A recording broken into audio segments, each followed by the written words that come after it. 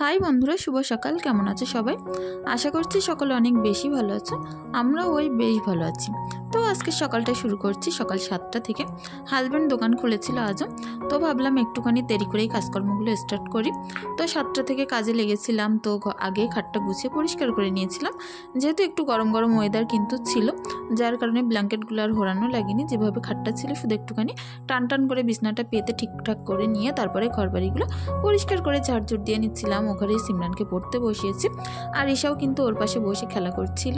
তো এইভাবে আমি ওদেরকে পড়তে বসিয়ে দিয়ে কাজকর্মগুলো সেরে ফেলছিলাম। তো যাই হোক, দুটো ঘর আমি এখন সুন্দর করে ঝাড় দিয়ে গুছিয়ে তারপরে এক্ষুনি আমাকে দোকানে যেতে হবে, কারণ আমি গিয়ে বসলে হাজব্যান্ড কিন্তু উঠে আবার ওর যে কাজগুলো আছে সেগুলো করতে যাবে।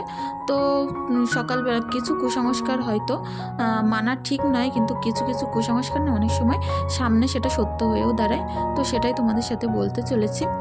তো সকাল থেকে কাজগুলো করছিলাম, একটু যেন মনের ভিতরে কেমন যেন লাগছিল, জিনিসপত্র বারবার পড়ে যাচ্ছিল, কোনো একটা কাজে যেন কিছুই ভালো লাগছিল না।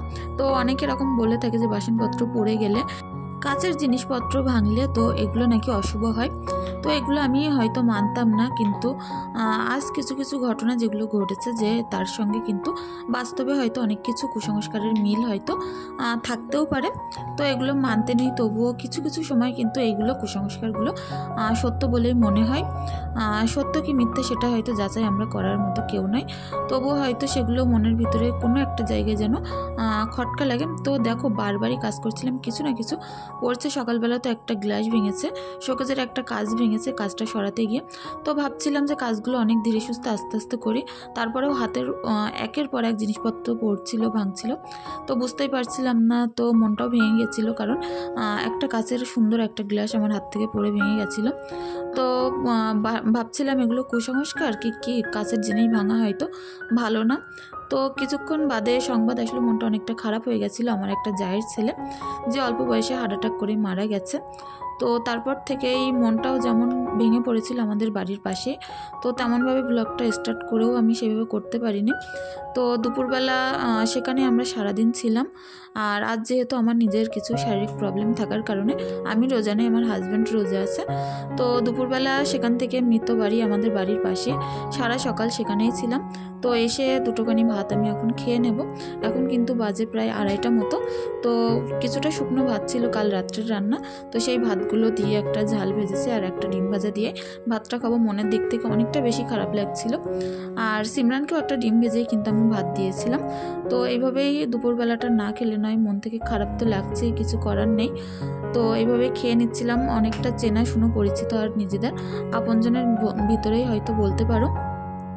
তো সেখান থেকে আসার পরেও কোনো রকম কাজ করতে ইচ্ছাও হচ্ছিল না, কি ব্লগটা কন্টিনিউ করার কোনো রকম উপায়ও ছিল না। তবুও চেষ্টা করলাম যে তার মাঝেও এই খারাপ লাগার সময়ের ভিতরেও, অনেক খারাপ সময়ের ভিতরেও তোমাদের সাথে ভিডিওগুলো একটু শেয়ার করি। তো এইভাবে দুপুরবেলা আমি কিন্তু একটুখানি ডিম ভেজে ভাত খেয়ে নিলাম। তো আমি খেতে খেতে ঈশাকেও একটুখানি কলা দিয়ে দুধ দিয়ে ভাত দিয়ে মাখিয়ে খাইয়ে দেবো। দিয়ে সেখানে আবারও চলে গেছিলাম, গিয়ে সন্ধ্যাবেলা আবারও আসলাম। এসে এখন একটুখানি দোকানের দিকে দেখছিলাম। দোকানটা খুলে হাজব্যান্ড সেই মৃত বাড়িতে সেখানেই ছিল। তো আমি দোকানটা খুলে সমস্ত দিকে যে জিনিসপত্রগুলো ওলটপালট হয়ে আছে, যেগুলো লাগবে মালপত্র অনেকটা শর্ট হয়ে গেছে, তো সেগুলো আমি সুন্দর করে লিখে গুছিয়ে রাখছিলাম। হয়তো খারাপ দিন ভালো দিন সব কিছুই আমাদের ভিতরে আসে, আর সময়ের সঙ্গে সব কিছুতে তালও মিলিয়ে চলতে হয়। মনের দিক থেকে প্রচুর বেশি খারাপ লাগছিল, তবুও কর্মজীবন আমাদের কখনোই থেমে থাকে না। তো সময় তো কারোর জন্য দাঁড়িয়ে থাকবে না, কি বসে থাকবে না, সময়ের সঙ্গেই চলতে হয়।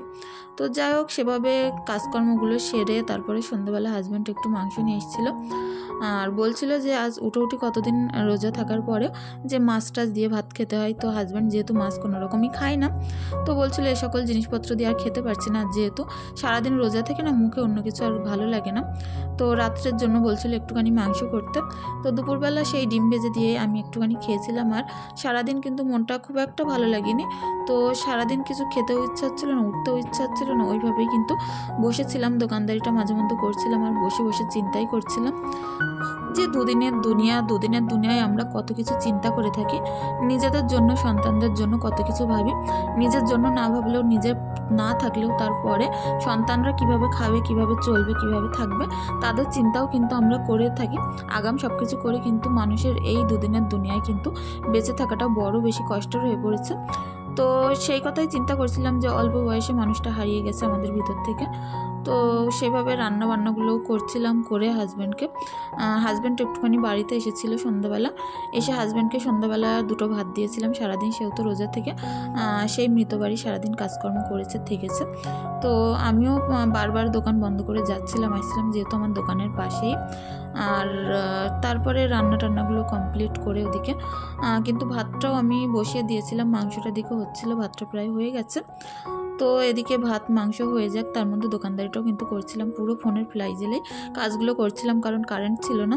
আজ বিকালবেলায় কি একটা সমস্যার কারণে কারেন্টটা যে কোনো দিন এরকম যায় না, কিন্তু আজ এতটা ডিস্টার্ব দিচ্ছিল বলার কথা নয়। বিকাল থেকে তো কোনো পরিমাণে কারেন্টই ছিল না, অনেক কষ্ট করে দোকানের ভিতরে অন্ধকারে, বাইরে যেহেতু আলো জ্বলছিল, কিন্তু দোকানের এই পিছনে যেখানে আমি রান্নাবান্না করি এখানে শুধু ফোনের ফ্লাই জেলেই কাজ করছিলাম, মোমবাতি জেলে কাজ করছিলাম। তো হয়তো ভিডিওগুলো একটু অসুবিধা হবে তোমাদের দেখতে, প্লিজ একটুখানি মানিয়ে নিও, একটুখানি ক্ষমা সুন্দর দৃষ্টিতে দেখো। তো চেষ্টা করলাম সমস্ত খারাপ সময়ের ভিতরে থেকেও তোমাদের সাথে কিছু কিছু শেয়ার করার জন্য। যদি তোমাদের কিছু ভালো লেগে থাকে প্লিজ চ্যানেলটি সাবস্ক্রাইব করে পাশে থাকতে পারো, আর যদি বেশি কিছু ভালো লেগে থাকে তো ভিডিওটি দেখার পরে একটি লাইক, একটি কমেন্ট করে দিয়ে যেও। তো এই ছিল আজ তোমাদের সাথে এতটুকুই শেয়ার করতে পারলাম। তো তারপরে দোকানদারিও করছিলাম, এদিকে রাত হয়ে গেছে, অন্ধকার হয়ে গেছে, কারেন্ট তো আসছিলই না, সামনে একটা আলো শুধু চার্জের ল্যাম্প ছিল, সেটাই টিমটিম করে জ্বলছিল। তার মাঝে দোকানদারিটাও করছিলাম, রান্না করছিলাম, উঠে বারবার দোকানে মাল দিতে আসছিলাম। খারাপ সময়ের ভিতরে থেকেও একটুখানি কাজের মধ্যে নিজেকে ব্যস্ত রাখছিলাম, যাতে মনটা যেন একটুখানি ভালো থাকে। ভাবতে গেলে না, দুনিয়া হয়তো মানুষের কাছে কিছুই না, খুব অল্প দিনের একটা মেহমান আমরা এই দুনিয়ায় এসেছি। তো কিছু দিনের জন্য আত্মীয় যেমন থাকে, কুটুম যেরকম বাড়িতে এসে থাকে, তেমনভাবেই দুনিয়ায় আমাদের থাকতে হয়। আর তারপরে কিন্তু কিছুদিন পরে ছেড়ে আমাদের সেই মাটির দেহ মাটিতেই কিন্তু আবার চলে যায়। তো এই কথা চিন্তা করে না মনের দিক থেকে অনেকটা বেশি খারাপ লাগছিল, যে কি মানুষ হয়তো কি হয়ে যাচ্ছে দিন দিন। আর চোখে দেখতে দেখতে অনেকগুলো মানুষই কিন্তু এরকম অল্প দিনের মধ্যে সামনে থেকে হারিয়ে গেছে, মিশে গেছে। তো যাই হোক, সেইভাবে কাজকর্মগুলো করে নিলাম, নিয়ে কিন্তু হাজব্যান্ডকে খেতে দিয়ে আমি খেয়ে বাড়িতে আসলাম। তো তারপরে এখন বাড়িতে এসে জানলাটা খোলা ছিল, সারাদিন না প্রচুর বৃষ্টি হয়েছে আজ, আর সকালবেলার টাইমটা একটু গরম ছিল, কিন্তু সারাদিন বৃষ্টি হওয়ার কারণে না অনেকটা বেশি ঠান্ডাও লাগছিল। তো দোকান থেকে আসার পরে জানলা বন্ধ করে হাজব্যান্ডের জন্য সেরি খাওয়ার জন্য একটু ভাত, ডিম, আর ওদিকে একটুখানি যে মাংসটুকু খাওয়ার পরে বেঁচে ছিল, তো সেগুলোই নিয়ে চলে এসেছি। তো যাই হোক বন্ধুরা, আজকের ভিডিওটি আর হয়তো বেশি দূর বাড়াতে পারবো না। তোমরা সকলে অনেক বেশি ভালো থেকো, সুস্থ থেকো, আর পরবর্তী ভিডিওটি চেষ্টা করব আরও একটু বেটার, আরও একটু ভালো করার জন্য। তো তারপরেও দেখো, এখন আমি ঈশার জন্য কিছু প্যাম্পার্স নিয়ে এসেছিলাম দোকান থেকে, কারণ ঈশার এই বর্ষার টাইমে প্রচুর পরিমাণে ডাইপার লাগে। ও এত পরিমাণে হিসু করে যে খাটে বসাতে পারি না, আর 10-20টা প্যান ওর কাছে তেমন কিছুই না। আর যার কারণে 4টা ডাইপার নিয়ে এসেছি আমি, একটার ভিতরে 2টো করে আছে, তো এগুলো রেখে দেবো।